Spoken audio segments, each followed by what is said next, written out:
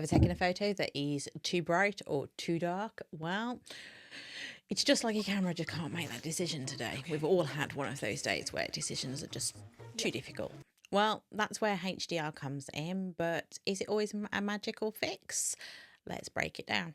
So what is HDR? HDR stands for high dynamic range, and it gives your camera a superhero vision, and it blends multiple exposures, keeping the details of both the shadows and the highlights.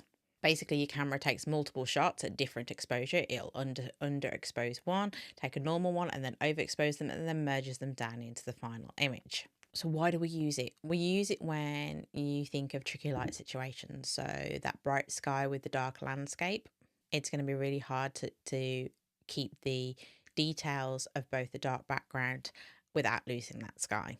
And remember, your highlight warning tells you when you're losing data, so make sure you're switching that up. Obviously for those balanced exposures, so it keeps the bright areas from blowing out, but keeps the dark areas from disappearing into that black hole. And some people just love the extra pop of those colours and textures. Which do you prefer? So when should you use HDR? Well, landscapes are obviously a really big one because you've got the conflict between the brightness of the sky and the details and the raw textures of the foreground. Real estate and interiors will keep your windows great for keeping your window views and your room details balanced because again you've got a contrast of those two different light environments. And backlit portraits, if your subject is against a bright sky, HDR prevents them from turning into a silhouette. Times when you shouldn't use it.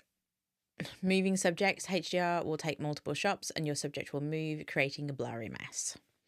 High contrast drama, if you're looking and you want those shadows and highlights to create that moody effects, a HDR will actually flatten those out for you, so avoid it.